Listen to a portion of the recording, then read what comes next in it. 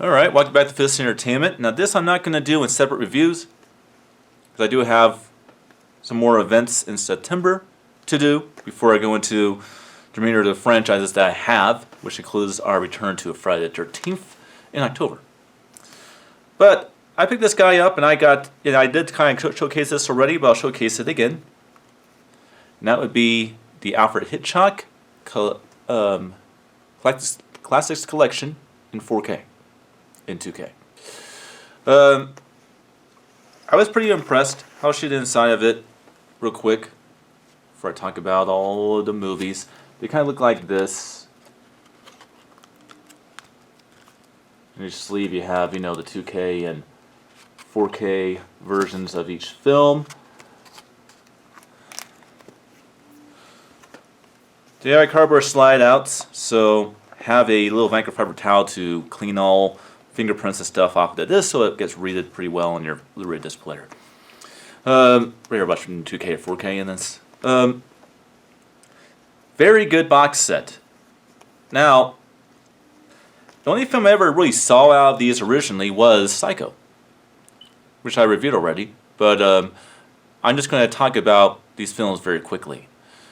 Alright, well, first off, this is a very unique box set because it really does do a lot of things. It shows you how older movies used to look with really cool, crisp remastering.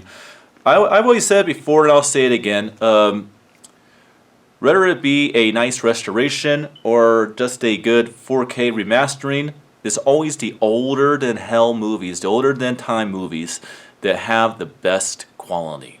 And that's certainly the case with this box set. Rear Window, which I never saw before, which is presented in 1.66.1 retro widescreen format, which means it will actually have borders on the sides of the screen, right here and right there, but not much of them.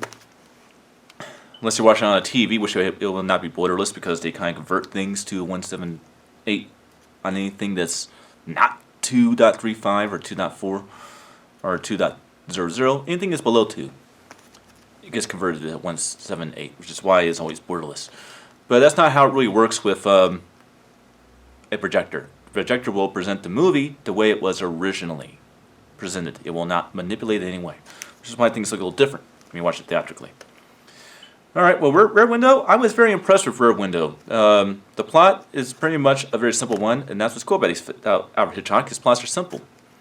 A injured reporter is resting on medical leave when he discovers that one of his next-door neighbors killed his wife, and he's trying to solve the mystery to try to get a big story. That's Rear Window. This is one of Hitchcock's original films. I think it's like 1953 or something. Very, very good movie. I really did like this one.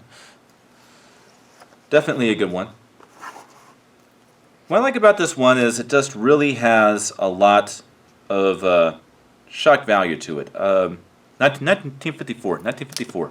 It has a lot of shock value to it, to where it keeps you second guessing about things, but it keeps on the edge of your seat the entire movie, and that's something that you don't really get with a Hitchcock film, or actually with Hitchcock film maybe, but with old movies like this in the 50s, you don't really get that. The color of the film is very much a retro-looking color. It has more like a techno color, so it does look like a film of its time, but the 4K remastering really gives it a lot more definition, a lot more detail. So you'll probably be watching the movie the way you would have actually seen it if you watched it on a projector like mine in 1954. It is that good. There is no remix on the sound.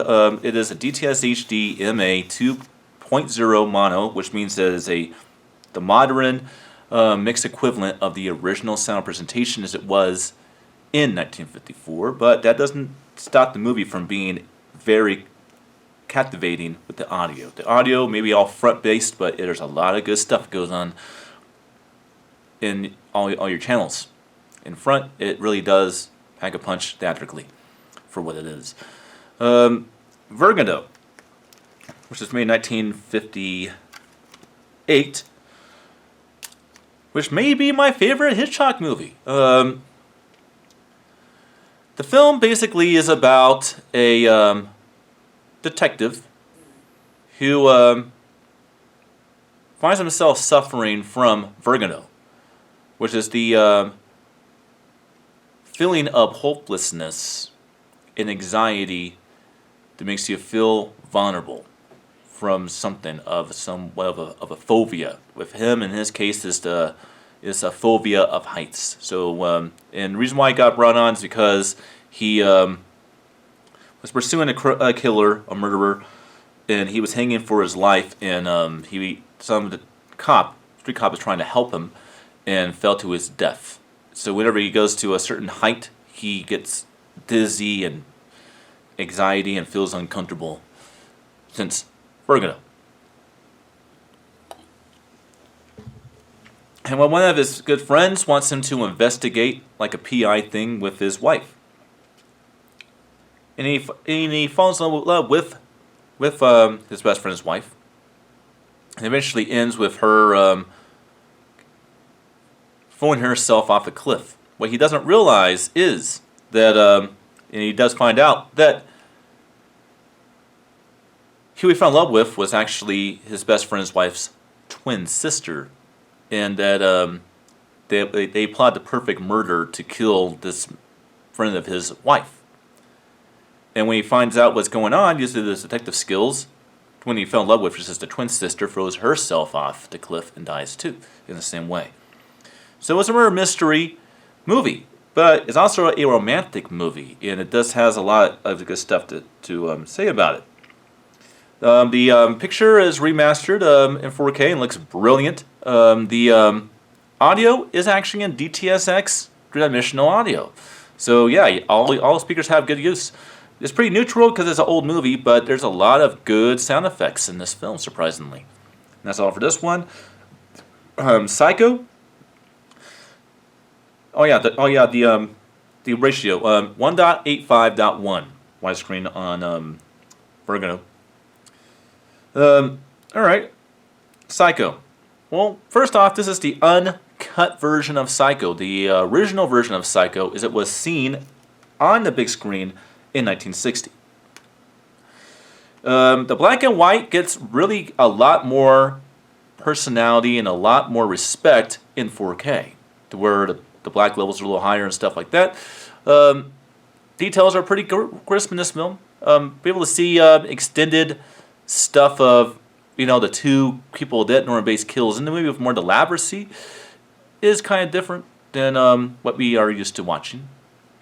This film is a 1.85.1 widescreen. It's not supposed to be in that, but it is. For this film, maybe it is. I don't know. I always thought it was a 1.66.1, but apparently it's 1.85. Which means it has small little tiny borders on the top and bottom of the screen. Theatrically and borderless, obviously, on television. The audio is in DTSX, and I'm very surprised by the DTSX sound presentation of this movie. There's actually almost modern surround effects in this film. And overhead effects. The overheads play a good character in this movie, with it being remixed into the latest technology. It actually really does blossom.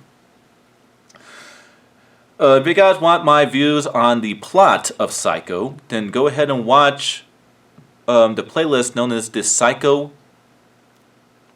Movie Reviews, which is on Food Entertainment, because I actually did review all of the 5 Psycho movies, which include the 4 originals and the remake a couple years ago. So go ahead and watch that if you want to know the plot of Psycho and my in-depth opinion of the movie.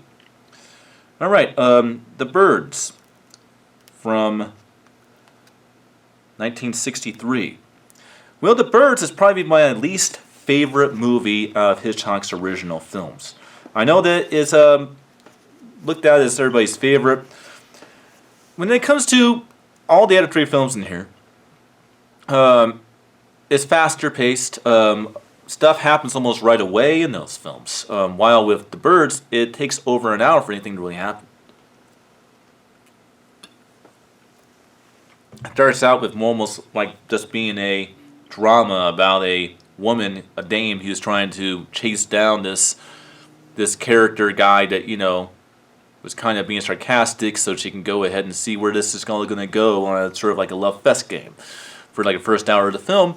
Then finally, birds start attacking this small town, and we never did quite figure out why, but some people were thinking it's like an apocalyptic event, like a god in the bush of nature, Mother Nature attacking man type of thing.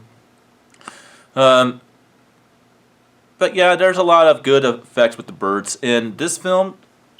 Despite having a 2.0 mono DTS HDMA track, there's a lot of kick and bass reflex, as well as this dramatic effect of sound and blastiness of mono source in this film. Is very cool.